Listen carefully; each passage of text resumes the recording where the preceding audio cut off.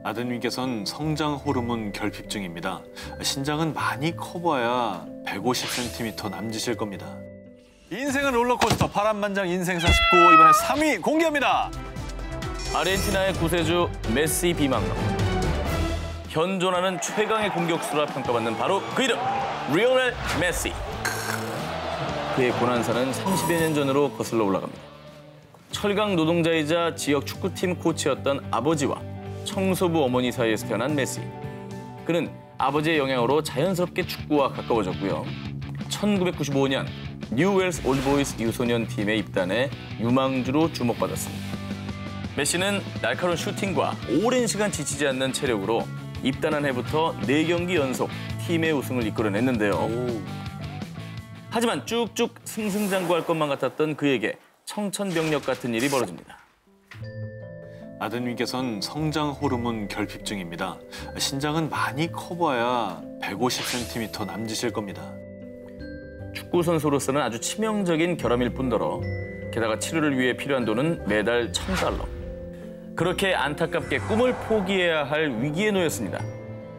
그런데 2000년 어느 날 가족들 모두 스페인으로 건너온다면 우리 쪽에서 모든 치료 비용을 지불하겠습니다.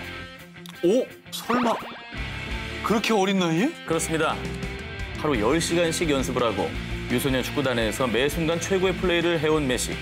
그의 재능을 눈여겨보고 있었던 세계 명문구단 FC 바르셀로 B에서 엄청난 제안을 해온 것이죠. 그리고 입단 후 구단의 지원으로 꾸준한 치료와 훈련을 받은 메시는 170cm까지 성장할 수 있었습니다.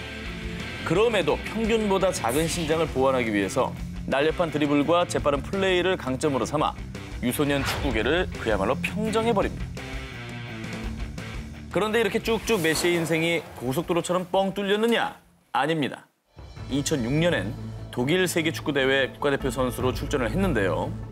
상대편을 팔꿈치로 가격해 47초 만에 퇴장. 게다가 독일과의 8강전에서는 벤치만 지켰습니다. 그러자 그 실력 좋은 줄 알았는데 완전히 속빈 강정이네 라며 그에 대한 부정적인 여론이 쏟아지기 시작.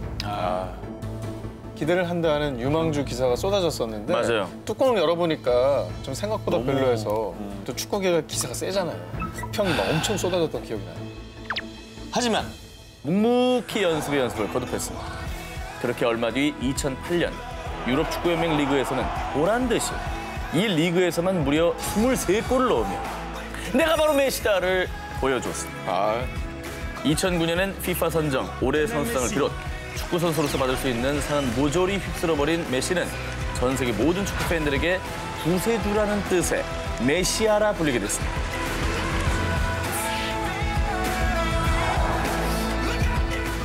자, 1위 후보들을 그러면 만나보도록 하겠습니다. 헤드라인부터 공개해볼까요? 인도 가정부의 인생 역전 스토리. 고난과 장애를 극복한 원더우먼. 인생은 롤러코스터 파란만장 인생사 19. 저 한 기자의 1위 후보 공개합니다. 인도 콜카타 외곽의 한 빈민가.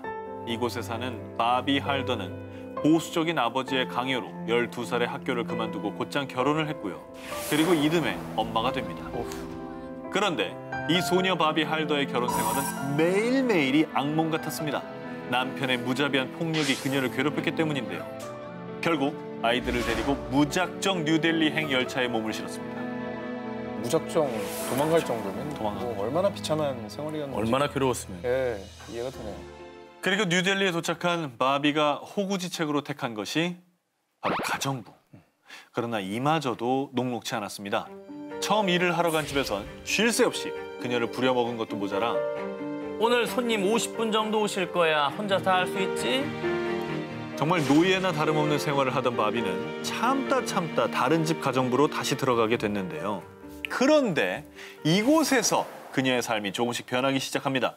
이 집의 주인은 은퇴한 인류학 교수 프라보드 쿠마르. 어느 날 프라보드는 바비가 책장에 먼지를 털던 중에 책을 읽는 모습을 발견. 그리고 그는 바비에게 책을 선물해줬고요. 와. 그녀가 책을 좋아하자 바비, 너의 이야기를 글로 한번 써보는 게 어때? 라며 노트와 펜을 선물합니다. 대박. 그런데 한 달 뒤 바비가 내민 노트 한 권. 그 안에는 자신을 버린 엄마, 계모의 구박, 바비 자신의 고난 그 자체였던 인생사가 고스란히 담겨 있었습니다. 모두 남편이라는 주인을 떠나기보다는 차라리 죽는 게 낫다고 했다. 하지만 나는 무엇보다도 내 아이들이 더 나은 조건에서 살기를 바랐다. 자기 혼자면 죽을 수 있었지만 아이들이 있었기 때문에 못 그런 거예요. 한 여인의 파란만장한 인생사를 읽고 뜨거운 울림을 느낀 프라보드. 바비, 이건 책으로 내야 해.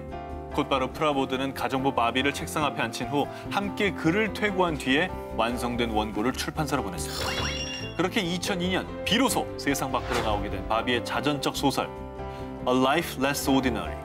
책은 출판되자마자 단숨에 베스트셀러에 올랐고요. 와. 이것은 가장 용기 있는 이야기다 라는 찬사를 받으며 지금까지 총 21개 나라 말로 번역 출간됐습니다.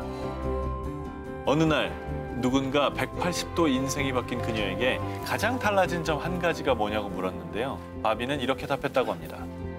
우리 아이들이 이제는 우리 엄마는 작가야 라고 자랑스럽게 말할 수 있다는 겁니다. 인생을 롤러코스터 파란만장 인생사 19 저 전 기자의 사실상 1위 후보를 공개하겠습니다. 1976년 미국 펜실베니아주 앨런타운. 축하드립니다. 공주님이에요. 그런데 청천벽력 같은 통보를 받게 됩니다. 평생 의족을 착용하거나 휠체어에 의지해야 할 수밖에 없습니다. 종아리뼈가 없이 태어난 에이미 멀린스는 결국 첫 돌이 지나고 무릎 아래를 절단하는 대수술을 받았습니다.